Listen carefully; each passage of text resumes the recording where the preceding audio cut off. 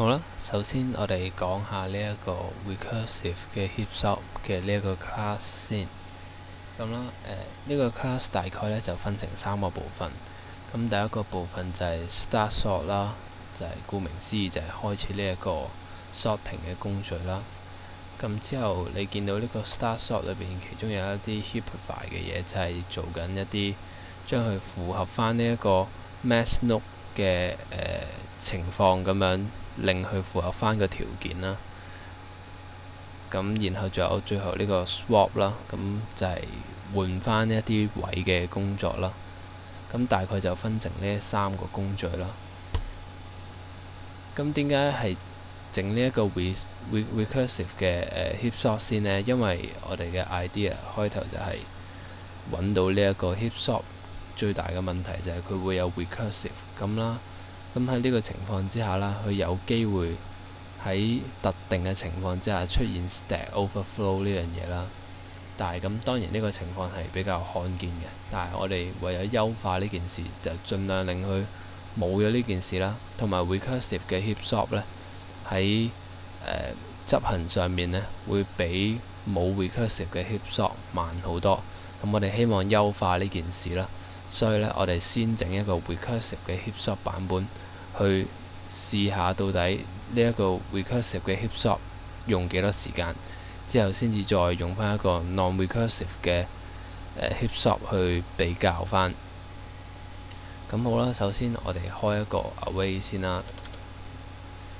咁其實嗰個曲係點唔緊要，因為呢個最緊要係試下呢一個 recursive 嘅 heapshop work 唔 work。咁最主要我而家做緊呢樣嘢就係確保呢個 sorting 係真係 sort 到嘢嘅。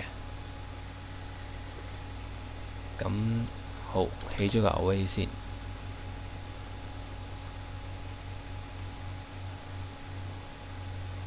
跟住 print 佢出嚟。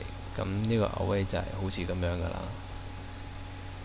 講翻呢一個 recursive 嘅 heapshop， 咁點解話佢 recursive 呢？咁係因為佢做呢一啲工序嘅時候，去到 check 呢一個 mass node 係咪呢個 wood 嘅時候呢，如果佢唔係 wood 嘅話呢，咁佢就會 heapify 啦。咁喺呢一個位呢，就會出現 recursive 嘅狀況啦。咁喺呢一度呢，佢就會不斷咁樣 call 自己啦。如果一直個條件都係唔符合嘅話呢，佢就 call 咗好多個。咁喺一個 worst case 嘅情況之下呢，佢可能會 call 咗好多個自己，導致出現頭先所講嘅 stack overflow 啦。咁所以我哋希望避免呢一種情況，我哋會優化呢一樣嘢，係不過呢一個就唔喺呢度做。我哋希望喺呢一個 recursive 嘅heapshop 裏邊暫時都係保留住呢樣嘢。咁到去一個 non-recursive 嘅 heapshop 嘅時候，先改善呢一樣嘢。咁首先，咁我哋試下呢一個 program work 唔 work 先啦。咁呢個開始咗呢一個 recursive 嘅 heapshop 啦。咁呢度開多咗另外一個地方出嚟去做呢樣嘢啦。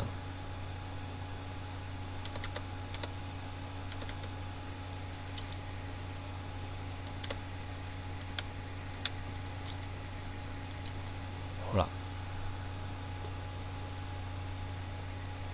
咁可以睇到呢一個 heapshop 已經自動幫我排翻好晒所有嘢。咁呢一個係行 mass heap 嘅